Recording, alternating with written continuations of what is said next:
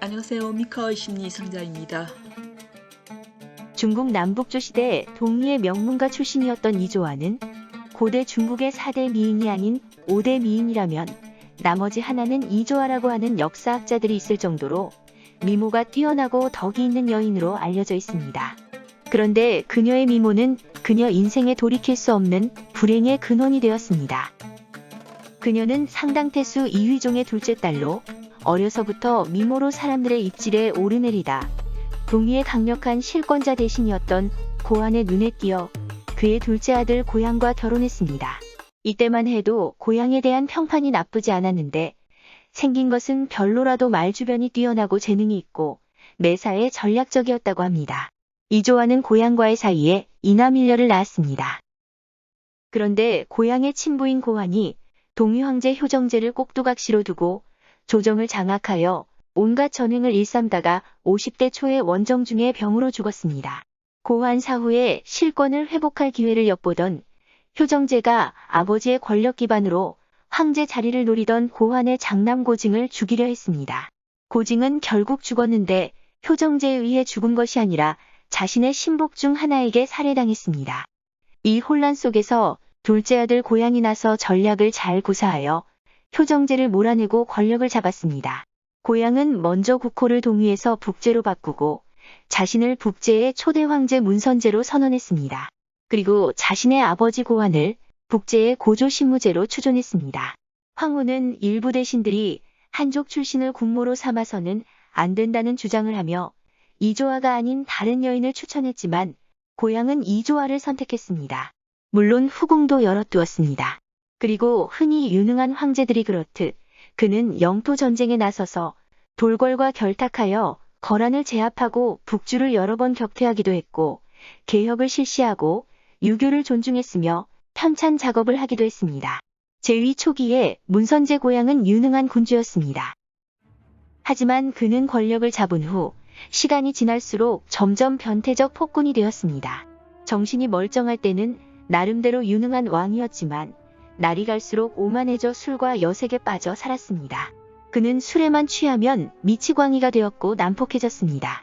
문제는 세월이 갈수록 술에 취하지 않는 날이 없었고 취하기만 하면 사람들을 죽이는 것을 즐겼습니다. 심지어 후궁들을 채찍질하는 것을 예사로 했고 사람들 앞에서 죽이기도 했습니다. 오직 황후 이조화만이 예외였습니다. 고양은 자신이 황위를 유지하는 데 걸림돌이 될 수 있는 동위의 원시 25개 왕족 720여 명을 제거했습니다. 남녀노소를 가리지 않았는데 강에 던져진 시신이 너무 많아 강이 붉게 물들었을 정도였다고 합니다. 오죽하면 그 강에서 잡힌 물고기에서 사람 손톱이 너무 많이 나와 그곳 사람들이 오랫동안 그 강에서 잡은 물고기를 먹지 않았을 정도였습니다. 보다 못한 이조화가 남편에게 조언을 했지만 그는 이미 그런 조언 따위를 들을 사람이 아니었습니다. 그는 폐륜적인 행동도 서슴지 않았는데 형인 고징의 황후인 원씨도 범했고 이조화의 언니도 범했습니다. 이조화처럼 미인이었던 그녀의 언니 이조이는 안라광 원왕과 결혼하여 살고 있었습니다. 고양은 이조이를 범한 것으로 만족하지 않고 후궁으로 들이려고 그녀의 남편인 안라광에게 활을 수없이 쏘아 인간 고슴도치로 만들어 죽였습니다. 이조화는 언니와 형부의 비극 앞에서 고양의 모친인 태후 누소군에게 도움의 손길을 내밀었고 결국 누소군이 고양이 이조이를 궁으로 데리고 오는 것을 막았습니다. 고양의 이런 폐륜적 행동은 현대의 관점에서 본다면 일종의 정신병 수준이었는지도 모릅니다. 결국 고양은 황제가 된 지 10년 만인 34세에 손이 온통 피투성이가 되는 병에 걸려 죽었습니다. 그의 죽음에 관해서는 그가 이상한 병에 걸려 죽었다는 것만 알려져 있을 뿐 구체적인 기록은 없습니다. 고양이 죽자 10대였던 그의 장남 고운이 차기 황제로 즉위했고 이조화는 태후가 되었습니다. 하지만 고양의 모친이자 태왕 태후인 누소군이 이조화가 태후가 된 것을 못마땅해 했고 자신의 또 다른 아들인 고연과 결탁하여 손자 고운을 1년 만에 폐위시키고 권력을 탈취했습니다. 사실 이조화는 이것을 미리 알아차리고 특근들과 비밀리에 그들을 제압할 계획을 세웠지만 오히려 역공을 당했습니다. 이조화는 태후에서 강등되었습니다. 그런데 고운은 폐위되는 것에 그치지 않고 1년 후에 고연에게 살해당했습니다. 아무리 폭군이었다고 해도 고향이 살아있을 때와는 처절하게 달라진 현실에 이조아는 절망했지만 남은 둘째 아들에 의지했습니다. 그런데 무슨 운명의 아이러니인지 쿠데타로 즉위한 고현은 재위 1년 만에 낙마사고로 죽었습니다. 고향의 또 다른 친동생 고담이 그 자리를 물려받아 차기 황제 무성제가 되었습니다. 무성제 고담은 고향 못지않은 폭군이었습니다. 아니 문선제 고향이 능력 있는 폭군이었다면 무성제 고담은 무능한 폭군이었습니다.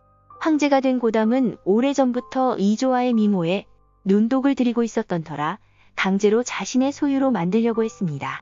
그는 이조아에게 자신의 뜻에 따르지 않으면 그녀의 둘째 아들 고소덕이 무사하지 못할 것이라고 위협했습니다. 첫째 아들을 비명에 잃고 둘째 아들 고소덕에 의지하며 살아가던 이조아는 아들이 해를 입을지도 모른다는 두려움 때문에 고담의 뜻을 거역하지 못했습니다. 얼마 후 이조아는 임신을 했습니다. 그녀의 배가 불렀을 때 고소덕이 어머니를 보러 궁에 왔지만 이조아는 수치심으로 아들을 보지 못했습니다. 딸이 태어났습니다. 하지만 수치심을 극복하지 못한 이조아는 딸을 보살피지 않았고 아이는 죽었습니다. 고담은 자신의 딸이 죽은 것을 알고 고소덕을 체포하여 궁으로 끌고 와 이조아가 자신의 딸을 죽였다고 이조아의 눈앞에서 고소덕을 때려 죽였습니다. 이조아가 울부짖자 고담은 잔인하게 그녀의 옷을 벗기고 그녀가 실신할 때까지 때리고 채찍질을 했습니다. 피투성이로 초주검이 된 이조아는 자루에 넣어져 수레에 실려 수로에 던져졌습니다. 하지만 그녀는 죽지 않았습니다. 전해지는 이야기에 따르면 그녀는 오랫동안 의식을 잃은 채로 있다가 깨어났고 묘성사로 가서 비구니가 되었다고 합니다. 무능한 황제 고담은 그의 자신의 아들에게 재위를 물려주고 주색에 빠져 살다가 3년 만에 죽었습니다.